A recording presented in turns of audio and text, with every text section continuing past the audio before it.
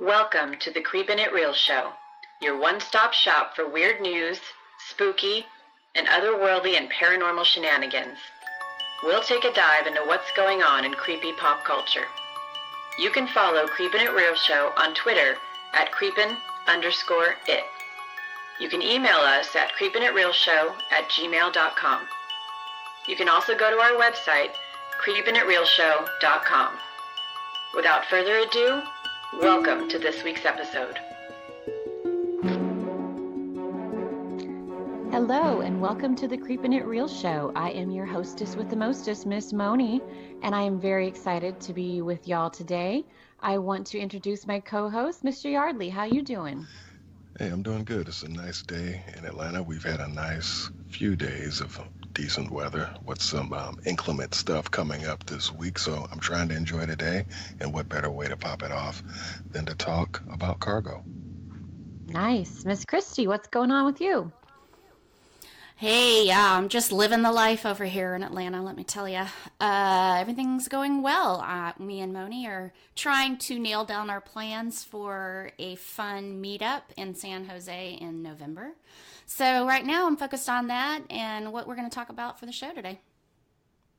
All right, sweet business. I am woefully, sadly sober this morning. It is 7 in the morning in California time, and I have a work call after this. So sobriety apparently is what is needed to do work. So without further ado, Kristi, you have some weird news. Yes, I know this isn't exactly tuned into the zombie theme we have going today, but I just gotta say this for all the idiots in the back. When you cut a snake's head off, it still has its reflexes and it can still kill you. Oh my God. I grew up in the desert in Texas and New Mexico and have run across many a rattlesnake in my time, in our house, no less. One time my mom actually shot one in the corner of her patio, which is really stupid because if she had missed, the bullet could have ricocheted and killed her or me or somebody else, but no, she did actually manage to hit it. And so rattlesnakes have their venom pockets like right behind their jaws.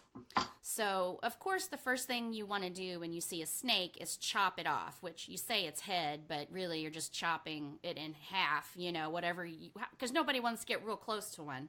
And so you're just, chopping it into pieces, trying to get it to die. So this couple in Texas found a rattlesnake and decided to chop off its head. We found it in their backyard. Very similar to the stories that I've had when I was a kid. But what is stupid is they go up and they pick it up when it's dead. And yes, it is dead. It's not a zombie, but the reflex is still there. And so he picks up the head and it bites him, and the venom pockets do still release venom even after death because it's based on reflex, not on the actual snake's brain. And almost lost his hand, almost died. It took like crazy amounts of anti-venom to save his life. So just FYI, people, 26 doses of anti-venom to save him. That is insane. Jesus. And he's could be possibly lose function in his kidneys. I mean, don't be stupid and pick up. They killed it with the shovel. Like, why the fuck didn't you use the shovel to pick it up? Like, I just cannot with these people. So, and if you're from Texas and you did this, then shame on you, because you should know better, because we know the rattlesnakes will fucking kill you even when they're dead. So that is the more you know story. Kind of interesting little known fact about me is my dad was it's a police position. It's not park ranger, but he was a fish and game for the state. And so for whatever reason, when we moved into our Southern California home, it was a new development and there were tons of rattlesnakes. Well, there were tons of snakes in general. And so my poor dad would be like off duty getting calls. They would just assume that since he was a game warden, he knew how to deal with snakes.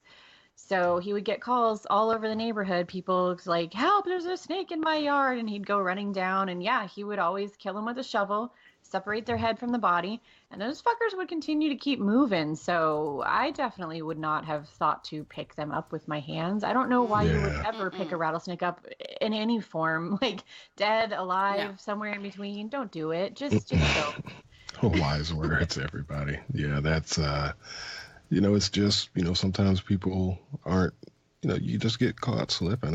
Sometimes I think people get too comfortable and they just don't really, realize that things like that can happen. And it sucks because I actually saw this, those shows, Dangerous Creatures or Deadliest Creatures or something like that. There's a show about that. And they actually had a story, and it was the exact same situation where they had decapitated a snake, and I think it was 2 teenagers, and one of them picked it up and it bit him, and they kind of went through the story of everything they went through trying to get him back. But yeah, a word to the wise, just stay away from them altogether. Yeah, that's your best bet, really, right there. So I wanted to, since we say that we talk about creepy pop culture news, so I remember Dear David. Have you guys, either one of you, heard of the Dear David on Twitter? Yes. I think we talked about it. Yes, girl, remember? I pulled it up. Yeah, I pulled it up as a story. And so that's, I remember how crazy it was. And we were all pretty much thinking it was a marketing ploy. Yes, and it turns out we were right because, probably because Dear David is getting a feature film to the surprise of no one. This is all going to be for a movie. The person whose Twitter account this was all taking place on over the past year or so, the story abruptly stops, and all of a sudden this movie is announced. He's quit his job at BuzzFeed. So, I mean, good on him. This is brilliant. It's really well written. But I did spend a good day. I took a little mental health day this week and put the kids in school and went deep into creepy pop culture stuff, including Dear David, and ended up making it so that, it may be a movie, but I couldn't sleep that night because I watched the whole story. Basically, if you go on YouTube, there's all kinds of YouTube vloggers who have put together the story in order for you, including the illustrations of what this kid's supposed to look like, the photographs that this guy supposedly got in his house. But do you guys like the story at all? Are you interested in the movie? Hey, I think it's pretty damn creepy, I gotta say. I mean, I think the part that really got me is that how he starts out saying he came to him in dreams first. Yeah. And then kind of started to appear. And you know what? That's a pretty darn good concept. I'll watch it for sure. The only way that I'll watch it is if one of you picks it as a show topic. Rest assured, we will. Oh, Yardley, get ready. It could be my new Jeepers Creepers 3. You never know. Get that movie pass warmed up, because that's what we doing. Yeah, it does. The story is really good on paper, and then the photographs, the alleged photographs that he took, they're super creepy. But I don't know about the plot for a movie. So they're going to have to embellish even more. I'm not really sure what's going to happen, but I'm interested. And then one of you guys posted to our Facebook page the new Halloween trailer. Yeah, I did. It was, oh my goodness. What did y'all think about that? I mean, I'll wait for y'all to talk about it first. Well, first thing I will say is, Jamie Lee Curtis still looks pretty good for her age. Yep. She's still doing her thing. But I don't know, after watching this trailer, it doesn't seem like it's going to be too interesting, because it's almost one of those things who sits around and prepares all of these years for somebody to potentially get out of the penitentiary? Because this one is pretty much discarding the other ones, right? It's like the first one, and then it's supposed to be this one. Didn't they try to dismiss what happened in the other Halloween? Number 2 picks up right where number 1 leaves off, and those were the only 2 besides H2O or something that were sort of coherent and went along with the original story. So I would imagine it would have to be 1 and 2, possibly H2O. I'm not sure. And then this one, I liked the trailer. I wouldn't normally be excited because we've had Rob Zombie's remake. We've had things like H2O, which was a fun runaround, I guess, but not a great, piece of story in the canon of the Halloween films. Because I think you guys know I've talked about it here. I really, the first movie is one of my favorite horror movies ever. But this one, for me anyway, at least in the trailer, looks like it's kind of updated. Like, I like where he's holding the mask. He's in the middle of like where all the other crazy people are, and he's holding the mask out to see if he can get Mike Myers' attention. And I kind of like seeing Jamie Lee Curtis being all like in training to be able to kill him. I mean, that's more practical for someone that hasn't been able to be killed so far, that if you're sure that he's going to try to get out at some point, that you wouldn't just sit around going, la, la, la, live my life, pretend it never happened. So it looks interesting. What do you think, Kristi? I don't know if y'all remember this, but I wasn't the biggest fan of Halloween. Yeah. I don't know why. It never really appealed to me. I'm not a big slasher movies person. I like paranormal weird shit more than just weird crazies running around with knives, which is why I liked Nightmare on Elm Street, because it kind of pulls all those together, where he's a crazy slasher guy that died and now he's dead. So it's kind of like checks all my boxes. Maybe I just need to turn around and watch it again and maybe see it with new eyes. Yeah. Then I'm excited about a remake because I love Jamie Lee Curtis and I always have. So I will totally watch it. I'm not exactly like counting the days down per se, but yeah, I'll throw it some love once it comes out. What about the way that it was? You were mentioning kind of like the look of it. You were saying that you feel like it kind of looks new, but at the same time, you still feel like it has that original Halloween, kind of the look and feel to it. I mean, I know that things were shot with different cameras back then, but did it feel like the early Halloween to you, Moni, since you're such a fan? Yeah. So it not just the cameras, I feel like the tone and this is just from a trailer, but it was a long trailer. The tone feels modern and updated. The story feels like it might go along with the original, which was what I actually enjoyed, unlike the rest after number 2 just got so bad.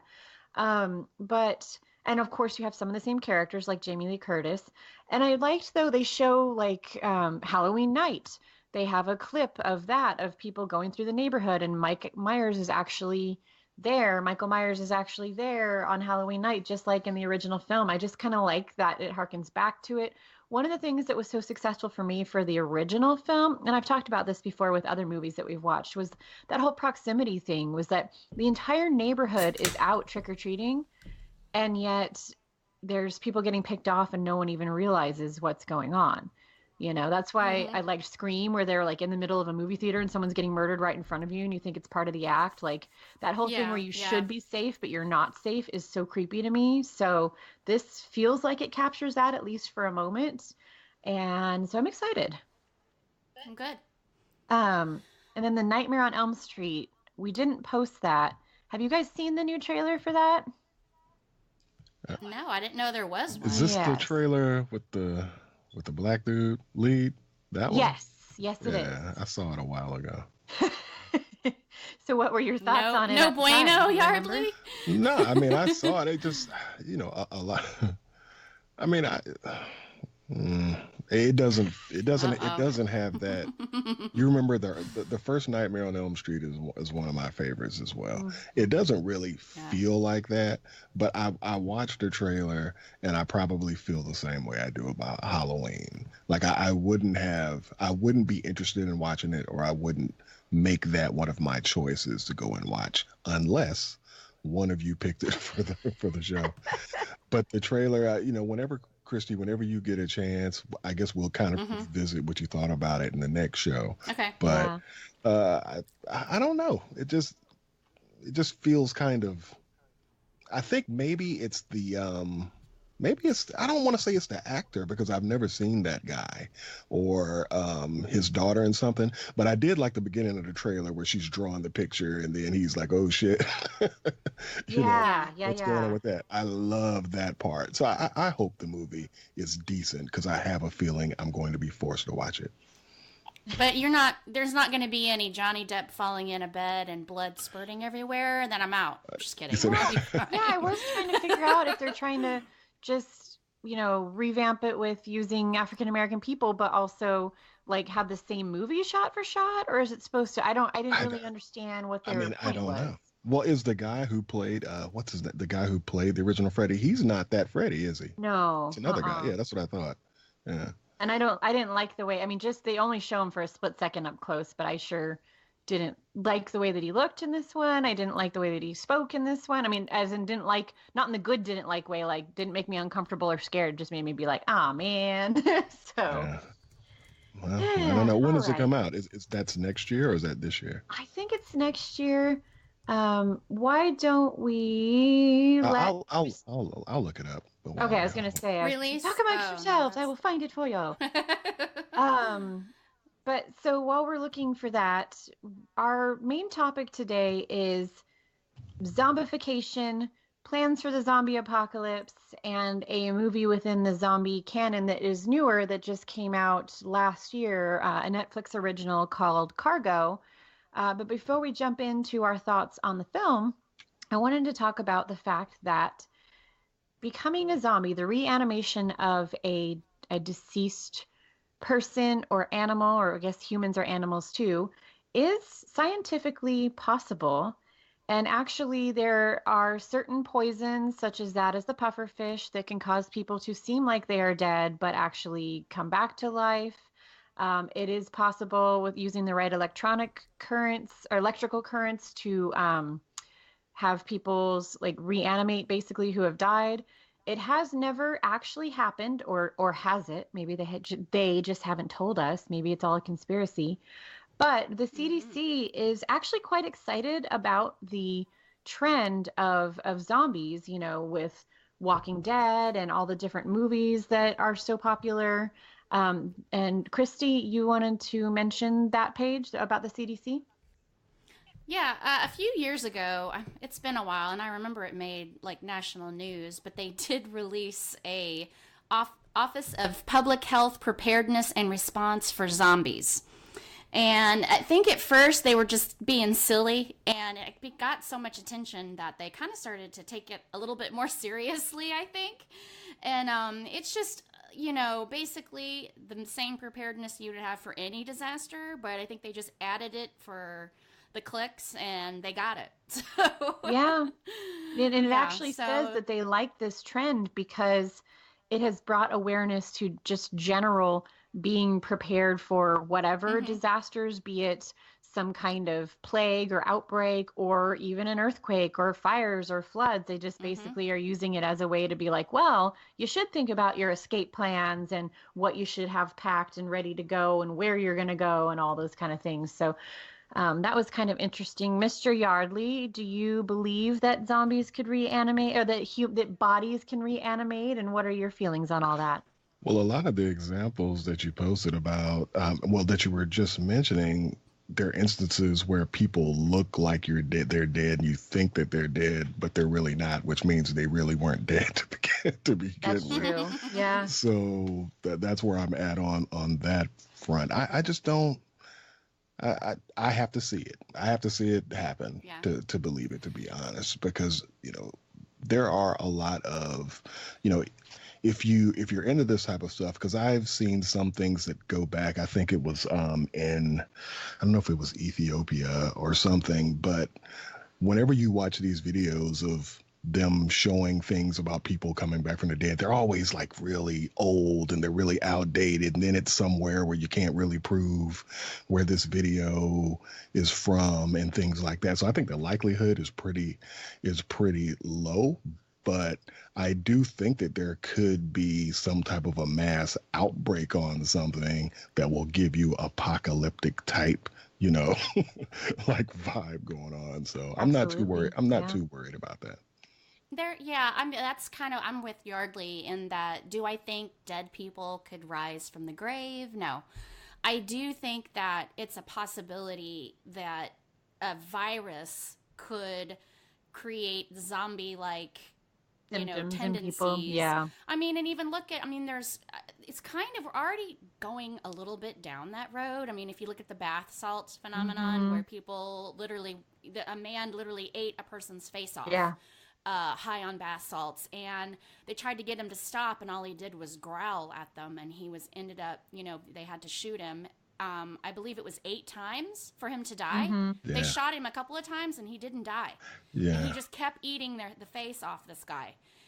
It was a homeless man that he was eating the homeless man's face. Mm-hmm. And this man was like a physical therapist or something. I mean, he was he wasn't some drug-addled, like loser. He was some dude that just decided to get high on bath salts, and it put him into that state of mind. And then you also have something that kind of exists already, but with ants, where you have that virus, it's a mold or a fungus, Mm-hmm. and it plants its like root into the brain of an ant, and it can control the ant to go back to the hive, and then the mold like kind of explodes into the air, and its spores land on other ants and take over their minds, where it basically takes over a hive of ants. And now the ants have learned of like a special signal, and if you don't give that special signal, this type of ant, I believe it's called the bullet ant, it will then attack this ant and get them out of the hive. Nice. Like, they've learned how to try to combat that. So I think, the possibility is out there. Now, something just needs to mutate enough to create it. And me, though, I'll believe anything, but I don't think it's that crazy to believe that something like this could happen. It's just hasn't hit us yet, versus, you've got, and then of course you always have to ask, is this a zombie virus where they're like run at like crazy ass speed screaming at you trying to bite you, or is it one of those like sluggish zombies that's like, that kind of crawl, that kind of walks really slowly? You have 2 kind of like zombie types when you watch the movies. You've got the ones that are like super fast and aggressive, and then the ones like The Walking Dead that are just kind of like, and they just kind of sway back and forth, and you can easily get away from them. Yeah. That's what I was going to mention, is there's 2 different approaches to the concept of zombies. There's the reanimation of dead animals, of dead creatures, humans or otherwise. And if that was the case, they probably wouldn't be very fast. And there's no reason for them to be hungry, to be trying to bite you, to be seeking your blood. Absolutely. You're Now, totally. If widespread drug abuse, such as bath salts or even methamphetamines or something like that, or some kind of plague causes zombie-like symptoms, wherein you're either almost dead or technically dead, medically dead, but you still have certain impulses that all humans have at base level, we are fucked, because those are the ones that are going to be running. Those are the ones that are going to be driven by urges to eat, urges to have sex, which, holy crap, run. All the animal urges that we have out in the animal kingdom, I would imagine, would come to the surface with some kind of plague like that. That's just my thought that I'm putting out there. But that kind of epidemic would really be bad news for the rest of us. So we will talk about in a few minutes what our plans are, if any, and what our listeners' plans are for an outbreak like that, if we have some kind of escape route, or really just for any kind of really big disaster.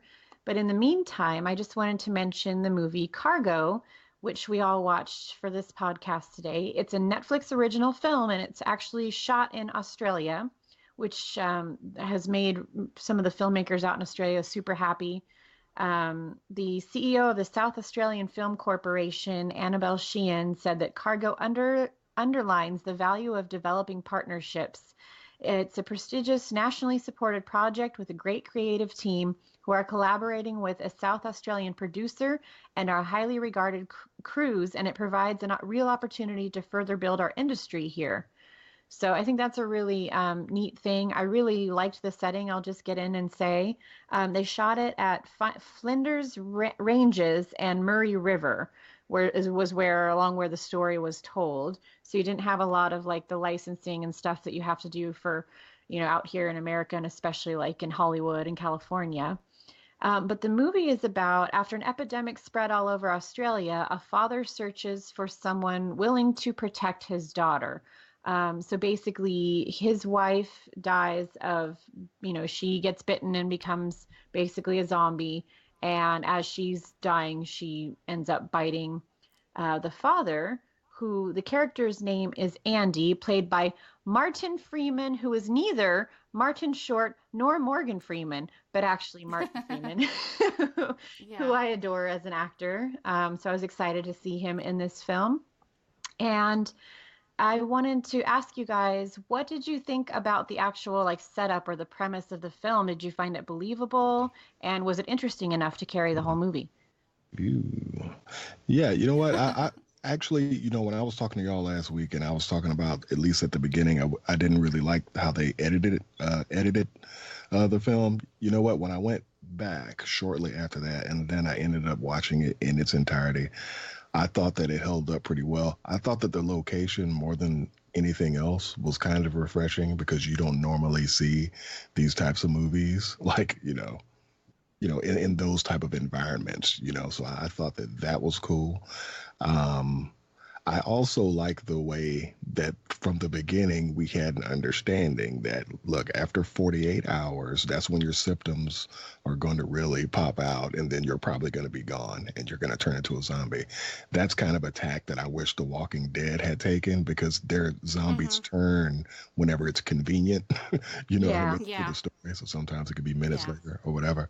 I thought that was cool. And I also like the journey as far as what happens to Andy at the beginning. We go through this journey knowing that he's not going to make it out of it. You know what I mean?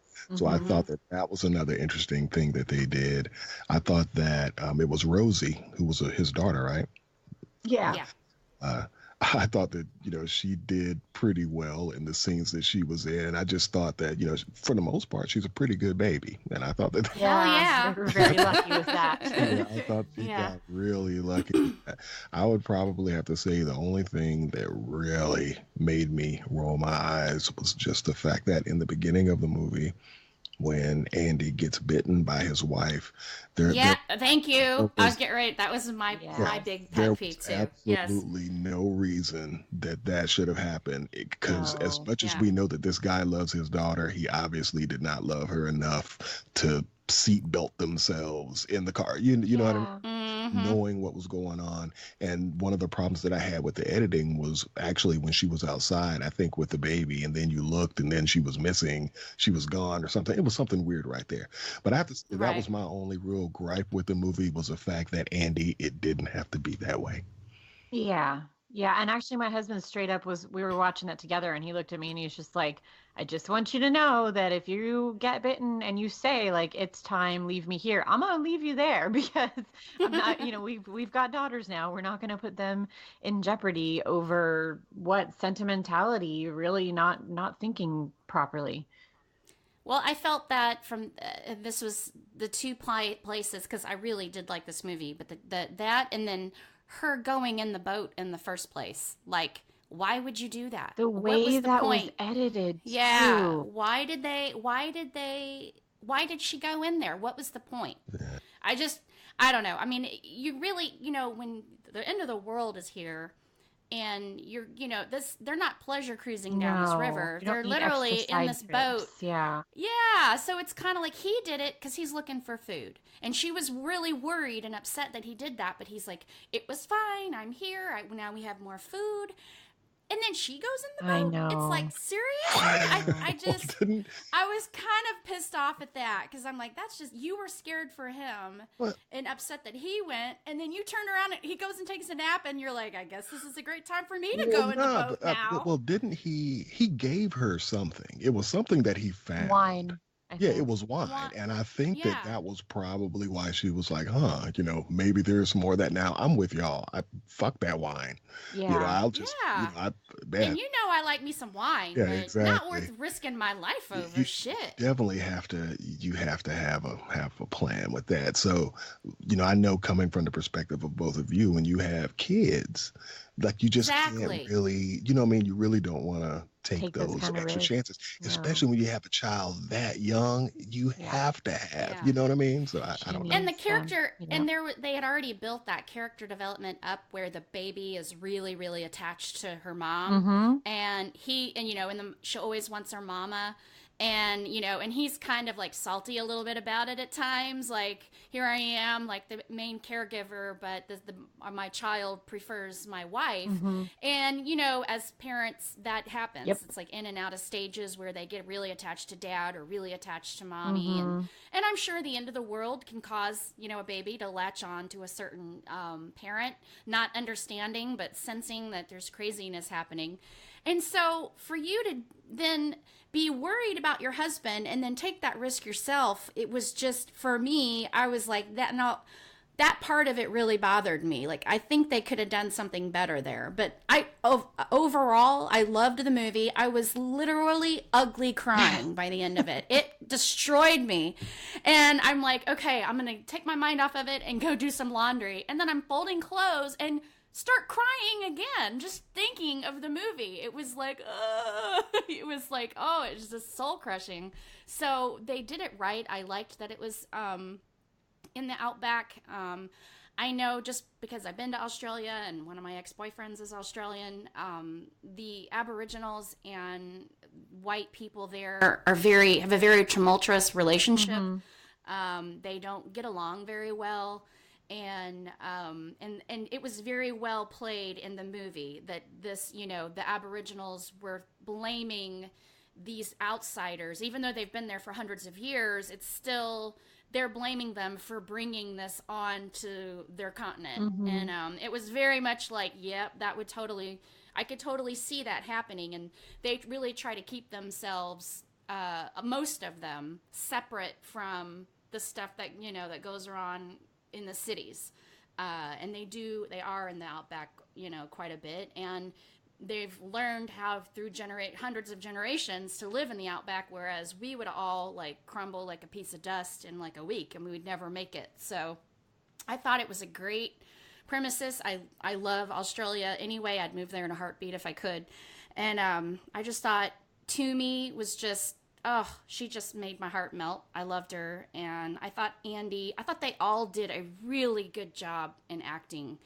I never really heard of any of them, but they definitely did such an amazing job getting you to the point where you're brokenhearted, for them and what they're going through. And that's hard to do in a scary movie, So I thought it was a great movie. I enjoyed it. Yeah, so what Christy is referring to, so basically, Martin Freeman, the character of Andy, is now, once his wife bites him, they have 48 hours is what they've figured out about this illness, zombification illness. And so he is going to take his baby somewhere safe, but where is safe in the midst of all this craziness? So, he ends up in a couple places where there are false leads, essentially, about where they'll be safe, because once he gets there, the people have died or moved on. Eventually, he makes it to a white man named Vic, an older white man, and he has a wife, so we think, although you can tell that it's a kind of strained relationship. But it turns out that this man, Vic, is a monster. He fucked up as hell. Yes, he is basically taking all the indigenous peoples and putting them in cages so that they can attract more zombies to come, and so that he can kill the zombies. For sport, yeah, yes. Basically. Yeah, he is a fucked up individual. And then it turns out, we come to find out that his so-called wife actually was someone else's wife, and that he managed to get everybody else in the camp, whether he killed them or get them killed. She says he got them killed.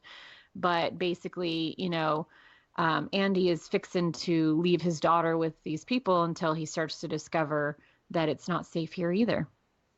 Yeah. I mean, and that's kind of like the premises of the movie is he, throughout the movie, he sees Toomey, and And even when he went to the hospital, quote unquote, the lady running the hospital said, go find, and she gave him a picture, and Toomey was in the picture.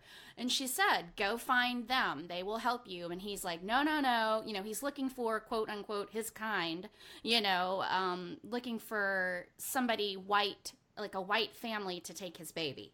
And meanwhile, Toomey's kind of ebbing and flowing in throughout his moment while she's trying to take care of her zombie father. And they end up kind of being thrown together from the monster. His name was Vic, right? Because he captures Toomey. Sorry, I was on mute. Yeah, Vic. Oh, and puts her in a cage. And then once Andy finds out about Vic, he puts him in a cage too, finding out, hey, he's not on board with my lifestyle here of using these people as bait. And so he puts him in a cage too with Toomey, and that's how they end up, kind of coming together. When if he would have just listened to the teacher, nurse, or whatever she was in the beginning, it might have been a little bit of a different turnout for him. But that of course wouldn't be made much of a movie. So I really loved that he was searching for what he thought should replace his daughter, and of course that's not to be. And just their struggles and how their relationship forms. And oh God, now I'm gonna start crying again. Oh, don't do it. I can't. Why don't we kick it over to Yardley? What were your thoughts on the characters and the way that everything played out together? I thought everything was solid. I mean, needless to say, I totally believe, and you would see this coming from the beginning of the film, but of course Rosie totally ends up in some good hands. And I thought that the ending, actually, for me, overall, the whole moment before they, put down Andy and the perfume and all of that stuff, I have to admit, like that played out. It played out pretty good. But then at the same time, while Kristi was crying, I was pissed off because once again, I was saying, motherfucker, that didn't have to happen, Andy. Exactly. It's all your fault. Did you really love your child, Andy? Did you really love her, man? Because if you would have loved her, you would have kicked mom out and y'all would have been safe. But I thought that the ending really did work, because I found myself there like, oh man, that's just so messed up. But I also felt good because I felt like they actually showed that Rosie was in good hands. And to be honest, actually Rosie is probably going to end up being in a better situation than her mother or her father, because she's going to know how to survive with those, with the Aborigines people. And, they're going to teach her how to live off the land and how to do all of this other things. I mean, this is what you would hope. I mean, for all we know, after the camera stops, they eat her. I don't know.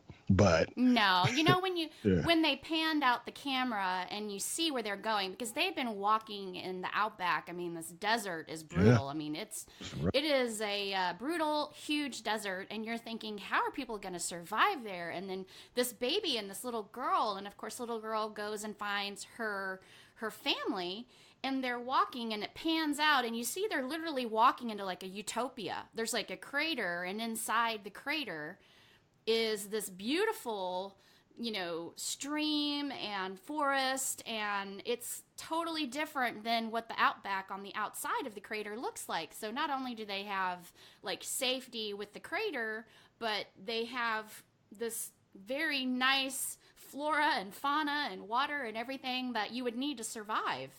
And then going back to where, he finally turns, and the little girl, he comes up with the idea of wrapping flesh around a stick, and then him becoming almost like their mule, where she's dangling the carrot, aka the flesh, while he carries Rosie and Toomey to her family, to Toomey's family. And, the family finds them, and they're getting ready to get rid of him, kill him. And, the little girl's like, no, not yet. She wanted to do it while he was happy and he was in a good place, even though he was a zombie now. And she kind of showed that by like grabbing his hand and, kind of cuddling like up to him, like, he's my friend. Can we make this a little more respectful? And then when they put him in the tree, I lost it, because they, with their own people, put them up in trees so the ghosts on the ground don't get them. And so here I am about to start crying again. So yeah, that's when I lost it. When they put him up in the tree, I was done. Like, put a fork in me. I started ugly crying. Yeah, and Rosie actually, Rosie, I think the fact that Toomey, well, I guess they pretty much showed at the end that Rosie was starting to get more attached to the character of Toomey. So I kind of like the fact that they're both young, and she'll probably grow up, like sisters almost. Yeah, like sisters. I think that's really cool. I would love to hear the conversation in the short period of time that Toomey knew Andy, what she would tell Rosie about her father, though. That would be a pretty cool thing. Now I'm really I was going to say, I didn't cry it. actually because I have no soul apparently, but saying that, I'm just like, I have something in my eye. And I know. And then when they were, they brought the baby to the camp and everybody was so excited to see Toomey because that's her family and her friends. And then they start passing little Rosie around and everybody's like, oh, baby, and taking care of her. And that was just like, that was it. That's how it ended. And I was like, and then as it's ending, Rick walked in the room and I'm just like bawling my eyes out. And I'm like, this stupid movie. He's like, what are you watching? I was like, oh.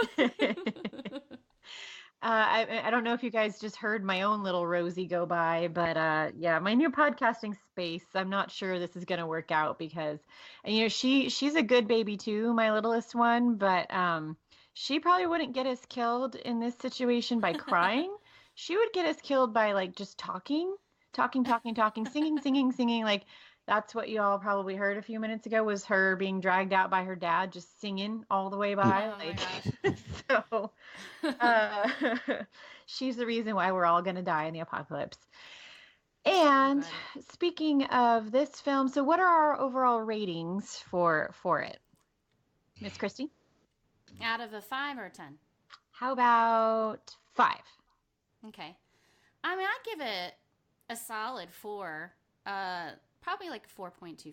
I thought it was really good. I thought that for a zombie movie, I felt like it was, does this make sense? It was realistic. Like maybe it's not as got all the flair and the crazy, things that happen like a lot of zombie movies do. But I felt like for the most part, besides the beginning, I thought the possibility of the way the virus works was realistic. Like Yardley said, I liked that you know how long you have, and that you actually have a watch. Like the second you get bit, you put that watch on, and it's basically your lifeline to know how long you have. Mm-hmm. And just the way it played out, I just thought was it definitely catches your heartstrings. So I would say it's going up there with one of my favorite zombie movies for sure. Nice. Yardley, what'd you think? Well, I'm not going to give it a grade just based off of how I think that the third act or the ending played out. I think that it was solid. So I'm just going to grade it right down the middle. I'll give it a 3. Ooh, I'm going to meet you in the middle and go 3.5. I like the progression of the disease, not just knowing how much time that they had, but also the watching like Andy and actually watching his wife before him sort of struggle as the disease progressed, and they would just have those times where they would sort of like black out and start chewing on the wall or having seizures or weird things would happen. That was pretty interesting just from I just feel like that was more realistic as well. And of course, all the things you guys mentioned about the characters and the setting and the acting. So yeah, I'd give it a 3.75. Let's go with those fractions that Kristi's going with. Now, this was a Netflix original film. It did win some independent film awards. So Netflix original movies in general. So for this podcast alone, we've seen Veronica, we've seen The Ritual, Hush, and now Cargo. Probably not in that order, but roundabout. Also, wasn't that one where the chick was from the vet school and they were eating things raw? Was that a Netflix original as well? I don't know. I don't think it was. No, it wasn't. I think it was just a French film that they decided to pick up because it's fucked up. Gotcha. Do you guys have any other Netflix originals, whether they're scary or not, that you would recommend, or have you guys not seen many others? Hey, did you not see our text messages yesterday? There are so many things on Netflix. It's like every time I turn it on, I'm just seeing something that looks like it's interesting, and then I end up browsing forever, and then I end up Yeah. And choosing not nothing watching and doing anything, going something to else. bed. Yeah, exactly. Yeah. But I think I talked about this before. I think the last thing that I saw was the Frankenstein Chronicles was the Mm-hmm. was the one that I definitely watched all the way through, and I'm a fan of Sean Bean. I thought that that was a pretty decent thing. I would definitely recommend that, but there hasn't been anything of late that I have watched that's even as a series. I think a lot of the movies that are on there I have seen, but I would say try the original stuff because I think that Netflix is going to start giving people a run for their money on some awards.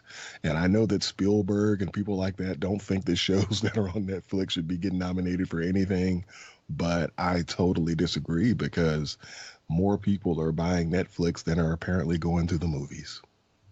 Yeah.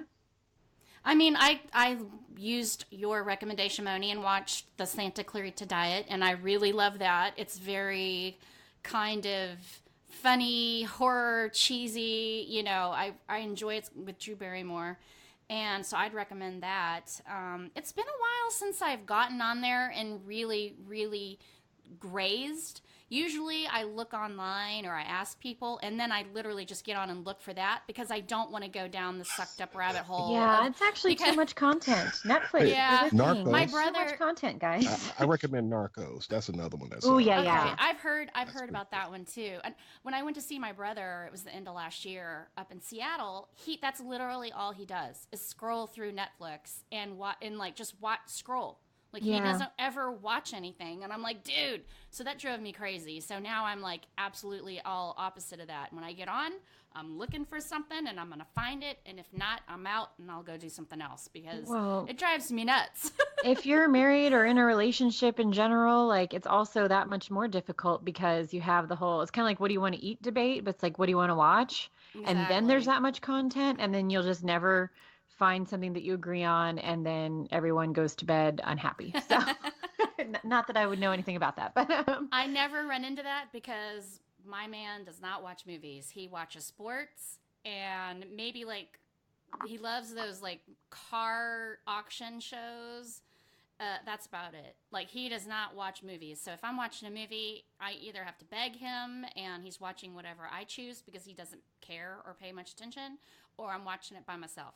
Or oh, with my I don't kids. get the remote, so I either need to think fast and know exactly what I want to watch for him to use the remote to find, or we end up watching, I don't know, old WWE wrestling clips on YouTube, political Oh stuff, God. like, yeah, or Yeah, sports, no. like you said. So I'm like you, or I have to kind of know what I want to watch, or just resign to, okay, I guess I'm going to play with my phone or read a book or something tonight because, I did introduce Madeline last night to Dazed and Confused, so I feel oh, like I nice. have a parenting win there. Even though she's 15, it was still freaking funny, and I was like, this is a classic. Like this, you will go down with this and think this is hysterical, even though it's supposed to take place in the 70s. What shocked me is it was made in 93. Like I was thinking it had made like early 2000s. So when I saw it was made in 93, I'm like, holy hell, like that was a long time ago. Holy Yeah, shit. for sure. So, but it always is such a classic. It stayed pretty true. Still to this day when I watch it, it cracks me up. So Hey, that's hey, what we settled on. and a quick update because while we were doing the show, I was actually Googling because we had that reference we were talking about Nightmare on Elm Street earlier, Hmm. but I don't even think like looking at that trailer because been I've been Googling and looking through YouTube.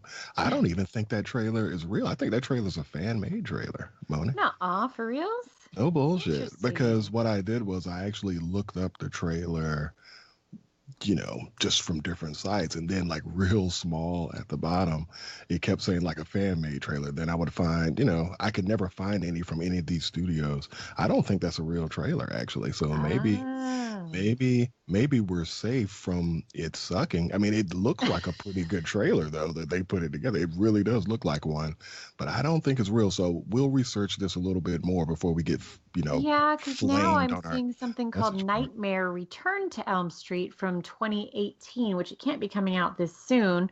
So I don't know if that's a short film. Yeah, you're It's, right. We'll look it's a more into short. Yeah, it's a short. So it says it was released the 1st of January 2018. Short horror, and it's only 3 minutes long. I got So duped, y'all. The world collectively yawns at this crap because apparently none of us have actually seen it or cared. Good, then they're not redoing it again because the last time Yeah. they redid it 10 years ago was so not the spirit of the original. So, Well, now there has been a buzz about them rebooting it. You know ugh. what I mean? But I remember, but the reason why I remember when when you had brought up the trailer, I was like, yeah, I remember watching that because it had the whole like nuclear family thing going on at the beginning. Mm-hmm. But it actually, that part of it kind of worked. But as I mentioned, like I started looking at them, and then I started looking at comments, and then of course, there's that one person. I'm so tired of falling for these fake ass nightmares. Yeah, And I yeah. was like, oh my God. Well, apparently, well, we fell for it for a second. But I think the lack of excitement and us just being curious, it's probably something that we wanted to be true in our heads. If it was done well, yeah, for sure. But I don't think it can be done well again. Or they should just stop while they're already behind on rebooting it. So that's my 2 cents. Thank you for clarifying that. Obviously, I was duped by fake news, y'all. No, but we'll put it up though, and we'll see what the creepers think about the trailer. I mean, for it to not be a real trailer, I thought that it was, it was an okay trailer. Kind of interesting. So we were going to discuss, if we have any, our own plans for a outbreak of a zombie-like disease or plague or virus. So Yardley, while I got you on, what would you do if something like this were to happen? I would probably pack up and kind of head back to, to Middle Georgia. I'm from the Warner Robins, Macon area. That was where I was born. So, Warner Robins, where I grew up. There's Robins Air Force Base that's there, and I have a lot of family and extended family in that area. So I'd probably go there, and my family. Um, it's pretty much just filled with Army and Marine cats. My dad was retired Army. So it's a familiar area. Also, you have an installation where it would probably be easier, if you needed supplies for you to get it. You know what I'm Mm-hmm. saying? Being so that close. Mm-hmm. And I think just being around a bunch of people that you could trust and then trying to figure things out in real time. Because I think it's really hard. You really never know how certain things are going to shake out.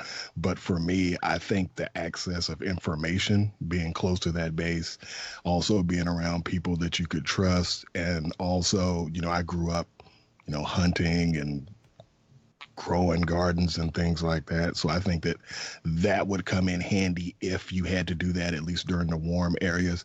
But I think having access to supplies and medicine and things like that are probably a little bit higher if you're around an installation. So I just try to get down there and just figure it out as things go.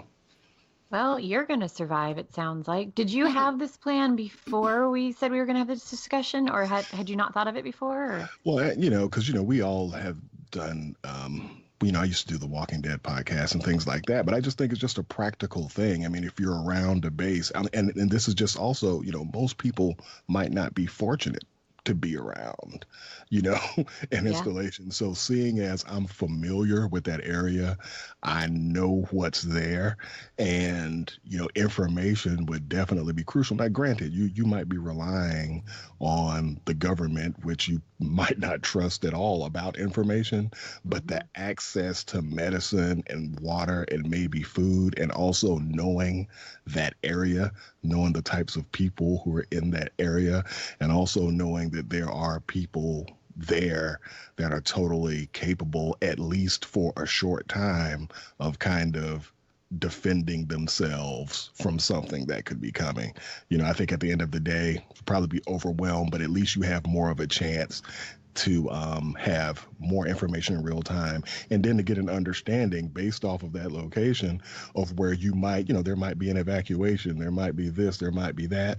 So I would just say that's probably the safest thing. You know what I mean? Because I don't think that in the city, in the heart of the city where I live now, just because of the numbers of people, I don't know if this would be the ideal place to be. No. Kristi, I know you've thought about this before. What are your plans? Girl, yeah. Well, I have two, actually. And it's going to depend on mobility as far as how to get through. Because one of them would be, we have mountains probably about an hour away from here.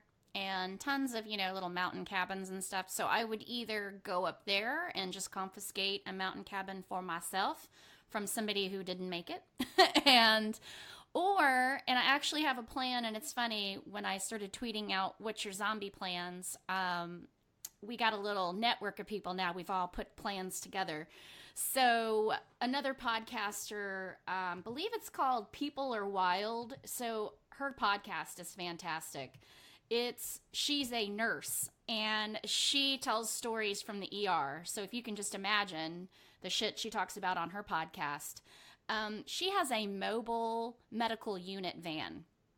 And so she's going to go, I believe, up in Michigan, Wisconsin. I think it's Wisconsin. So she wants to head down in her van, pick me and my family up, and we can make a little caravan. We got a couple other people that are actually Jen Yardley, your girl from The Terror, is in it as well. She's going to head down here. And we're going to drive down to an island in Florida, take out that bridge, and live happily ever after on our own little island. All right. All the oysters and beer we can drink, because I will learn how to make it. That's what's up. Well, being intoxicated while there's a zombie outbreak seems like a good... Actually, pretty much everybody I asked, what would you do, is basically be an alcoholic for the rest, basically drink myself into an oblivion. Maybe that wouldn't, if we could all really dream a dream, and if the zombie apocalypse is coming, the cure would be alcohol, to keep alcohol in your system at all times. And you would actually say, careful now, you better start drinking. You don't want too much blood in your alcohol system. That would be like heaven to me. I'd be like, woo. Oh. I've died and gone to heaven, y'all. I feel like we could all become zombies just by being so drunk. We stumble around like Johnny Depp in cool, the Pirates of the Caribbean movies, and it'll be perfect. We'll all the zombies will think we're them. Everybody says they want to get. This is the last. And I love, my dream would be to retire on a boat and sail, or island hop in a cabin cruiser or something. But I worry in an apocalypse that you'd run out of water. And so that kind of freaks me out. Yeah. Thinking of just jumping on a boat and taking off and just being out in the open water with no water. So that freaks me out. But but an island, hey, we could figure that out. We could get some water somehow on that island. So anyway, that's my plan. Either going up to the mountains, or if it's viable and I can get down there, get to one of the islands in Florida. Which there are some pretty close ones, or Tybee Island, right off Savannah. But I have a feeling, because there's so many, it's right next to a populated area, that's going to be a lot of people's plans. So we might be fighting with some crazies. Yeah. So based especially off of hearing your guys' plans, I am going to be fucked and lay down and die. Because we are way too heavily populated out here, and no one knows anyone. There's no sense of family. Pendleton is a ways away, and I'm imagining Camp Pendleton, that is the military outpost. I'm imagining that everyone else would think about that as well.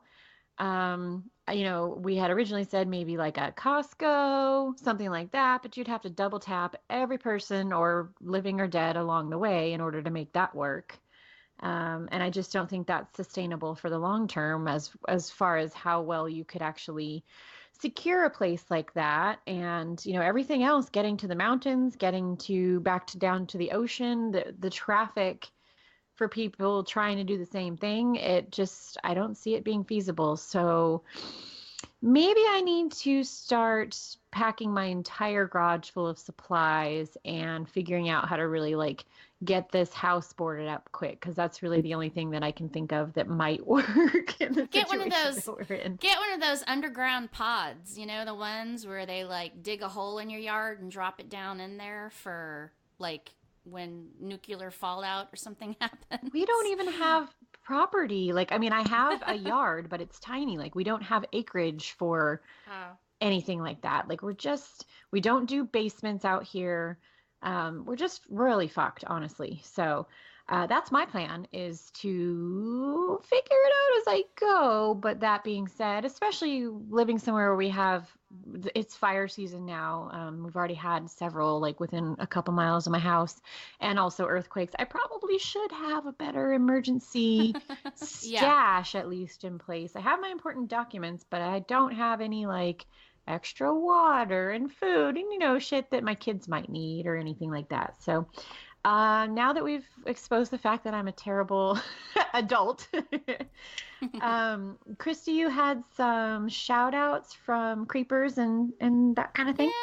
Yeah. So I don't know why, but I didn't see some of our iTunes people leaving reviews. Some of them I saw, but they weren't showing up right, and then all of a sudden everything popped in. So Annie left us an awesome review. She also said that, and I might totally butcher this, Sig Sauer, is that how you say it? Sig Sauer? The gun manufacturer. Like. Yeah, Sig Sauer. Sig Sauer, they all listen to us up there, and she gave us a review, and so thank you to you, and totally giving y'all all a shout out for supporting us. And then Brittany, bless your heart, she put a review in like 3 months ago, and she's the one that just now showed up, and she loves us, but our sound sucks, and yes, it does suck, and I'm sorry. I'm learning as I go. So sometimes are better than others. I just literally got my microphone problem handled yesterday. That had been ongoing. So I'm going and trying to learn, but sometimes shit happens and I have no idea how to fix it. So thank you for the review, and hopefully those kinks will get worked out.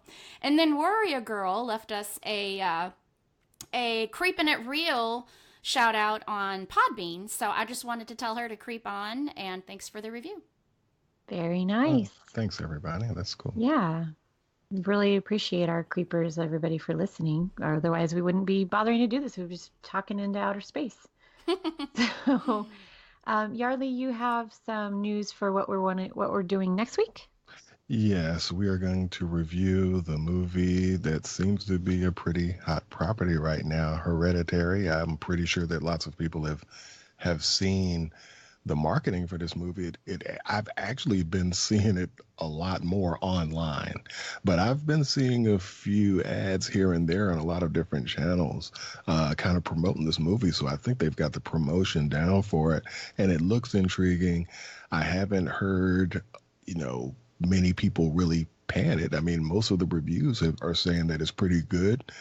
It's definitely one that you're going to have to kind of buckle up, because I think it's over 2 hours. Yep. So it's a long one, but I haven't necessarily heard the length of the movie is something that's necessarily something that's going to cause a problem for the audience. I hear that it's gripping all the way through, and I'm actually really excited to see this one. I think the last movie that I was this excited for as far as a horror movie was probably It. So we'll see what's going on with Hereditary, and I'm kind of jazzed to go see it. I might go see it after the show today, but if not, I'll definitely have watched it before the show on Sunday. Nice. It looks really good. I'm excited to see it. I don't even really understand what it's about, but yeah, it's getting such a good buzz. I hope we don't go in with like super high expectations and get disappointed, but fingers crossed. Yeah, I've been looking at reviews and you either love it or you hate it. So I'll be curious to see what's up. Nice. All right. Well, with that, we wanted to give our social media. Yardley, how do we find you? You can find me on Twitter at militant_marker. And Miss Kristi? I am at creepin_it, and the Creepin' It Real show, if you search across the board. I repeat, I'm pretty much doing just Twitter right now. You guys have been keeping Facebook afloat, and I appreciate that. So I'm just doing what the minimum at this point until I can get my shit together with my job. I've got a lot going on with it. I'm traveling a lot, and so so I'm just trying to keep up my head above water. So I appreciate everybody's patience. Oh yeah, girl. So I am Rebel Moni on on Twitter and Moni Bear on Instagram, and I've noticed a lot of you have been finding me there. And with that, we're really excited to talk about Hereditary next week. But for now, we will wish you a wonderful week until you hear from us again. Creep it real. Thanks, everybody.